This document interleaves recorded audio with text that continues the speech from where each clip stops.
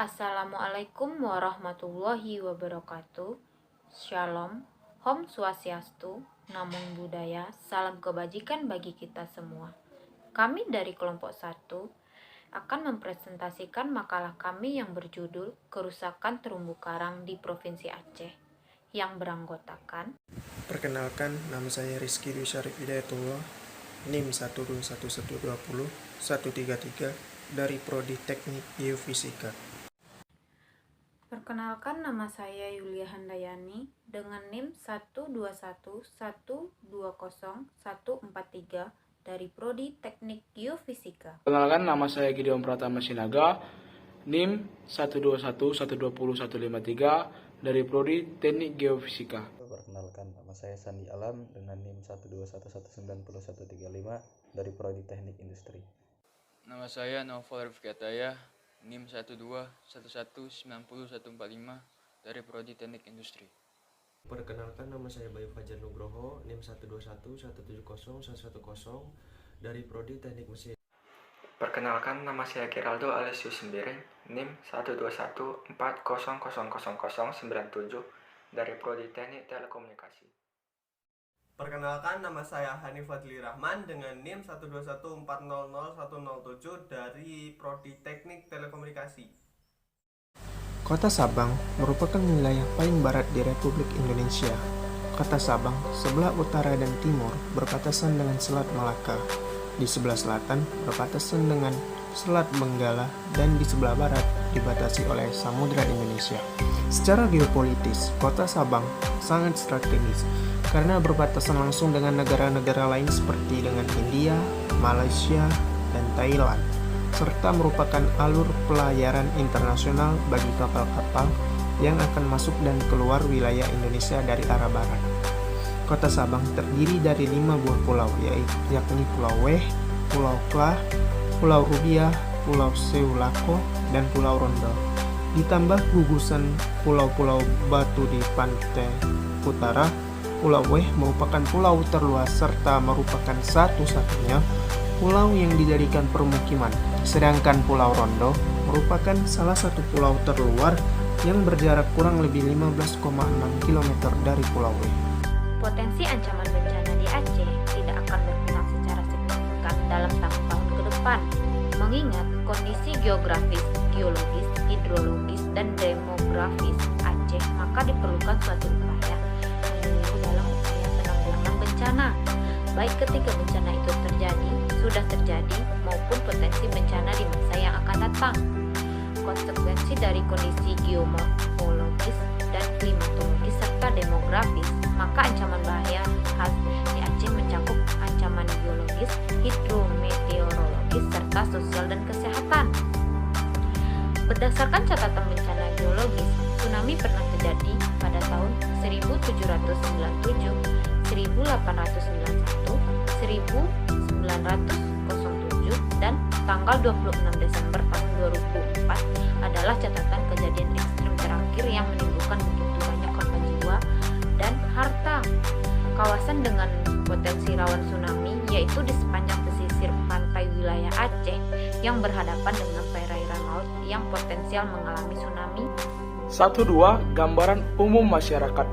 Diketahui pada tahun 2019 menunjukkan penyebaran penduduk di Provinsi Aceh tersebar di 23 wilayah, yaitu di Kabupaten Aceh Utara, Kabupaten Breun, Kabupaten Pidi, Kabupaten Aceh Timur, Kabupaten Aceh Besar, dan lain sebagainya. Lanjut, tabel demografi Provinsi Aceh pada 5 tahun terakhir.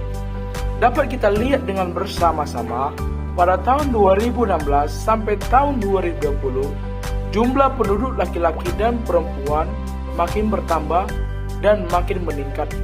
Juga, total penduduknya juga makin banyak dan makin bertambah.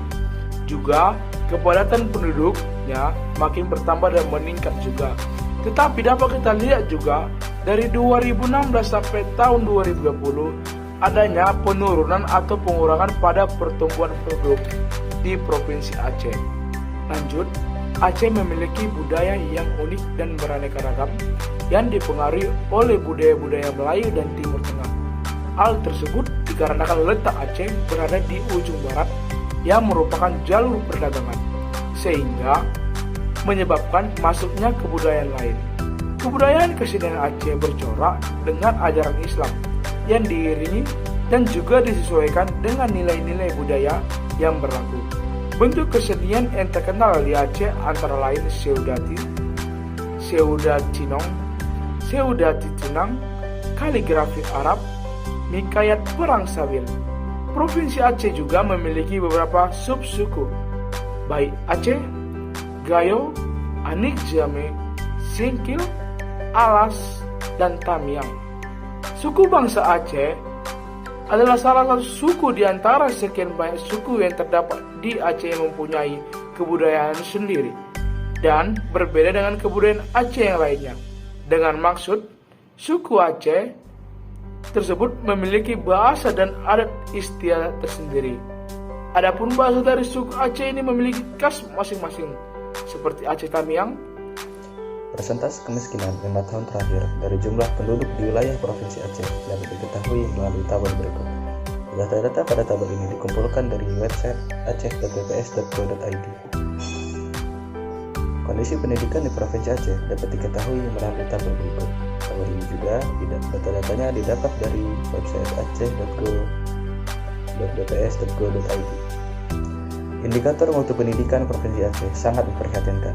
Nilai UTBK anak-anak Aceh untuk ujian di jalur sains dan teknologi (Saintek) berada di peringkat 24 dengan nilai rata-rata 486,67. Sementara nilai untuk jalur sosial dan humaniora (Sashum) Aceh berada pada peringkat 26 dengan nilai rata-rata 472,86. Lembaga Tes Masuk Perguruan Tinggi (LTMPT) mengumumkan mutu pendidikan Aceh berada di bawah Papua Barat yang menempati ranking 22 dan Bengkulu yang masuk 17 besar. Sehubungan dengan itu, ada baiknya para pejabat di Aceh untuk melakukan studi banding ke Papua dalam rangka mengejar ketertinggalan dalam dunia pendidikan di masa mendatang. Dari segi mutu atau daya saing pendidikan di level nasional, apalagi internasional, Aceh jauh tertinggal dari provinsi lain. Anak-anak Aceh kesulitan tembus ke PTN ternama di Pulau Jawa, seperti UI, ITB, ITS, Undip, Unpad. Bahkan, banyak yang kesulitan lulus pada prodi-prodi favorit di USK yang di depan mata orang Aceh. Kondisi kesehatan di beberapa wilayah Aceh pada tahun 2013 tergolong rendah, seperti di Semeulue dengan persentase yang mempunyai keluhan kesehatan sebesar 12,48%.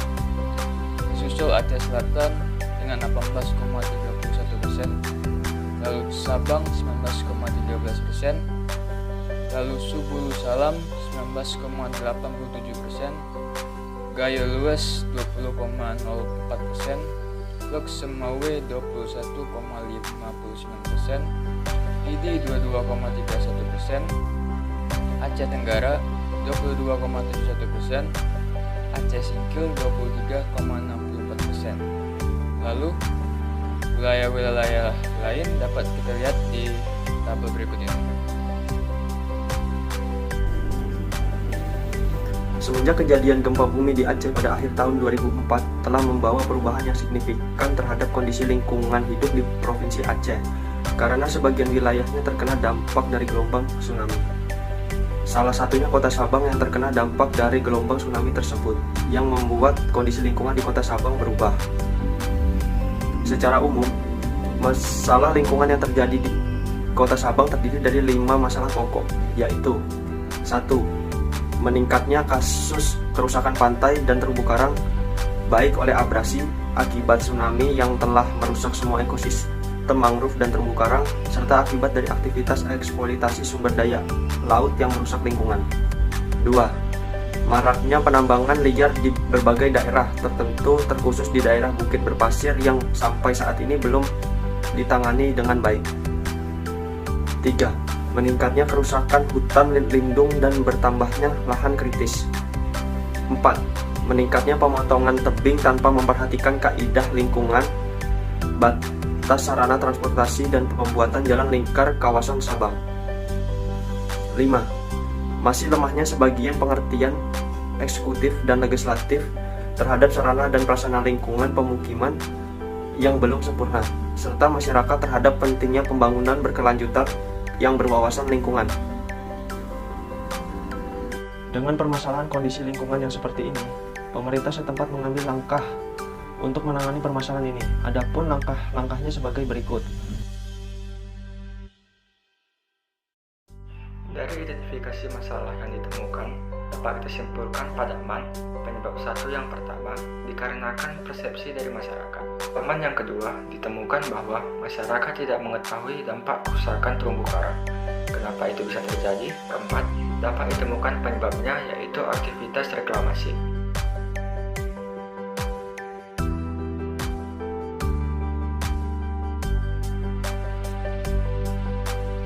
Berdasarkan masalah potensial dari SWOT yang telah didapatkan, dapat disimpulkan beberapa solusi yang akan diberikan kepada pemerintah. Yang pertama, berdasarkan masalah potensial, kurangnya kesadaran masyarakat mengenai pentingnya menjaga terumbu karang.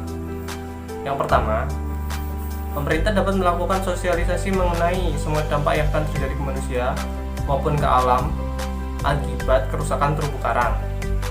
Nah, pemerintah ini harus melakukan sosialisasi atau menceritakan semua dampak akibat tindakan masyarakat dengan menggandeng ahli di bidang pelestarian terumbu karang agar masyarakat percaya mengenai semua cerita tersebut. Yang kedua adalah membuat hukum yang jelas dan sanksi yang tegas. Pemerintah dapat membuat hukum baru untuk melindungi pelestarian terumbu karang dan melindungi dari segala ancaman. Ini diperlukan agar kerusakan terumbu karang tidak menjadi semakin parah dan melestarikan harta nasional yang ada. Yang ketiga adalah memberikan pelatihan kepada masyarakat mengenai menjaga terumbu karang. Pelatihan dapat dilakukan dengan jangka waktu tertentu dan menggandeng ahli di bidang pelestarian lingkungan terumbu karang. Dan jika memungkinkan dapat dilakukan dengan gratis agar masyarakat dapat meminati program ini. Yang keempat adalah memberikan pengetahuan mengenai pengaruh ke bidang lainnya, khususnya di bidang ekonomi. Maksudnya memberikan pengetahuan ke masyarakat mengenai pengaruh kerusakan terumbu karang ke bidang lainnya, terutama di bidang ekonomi.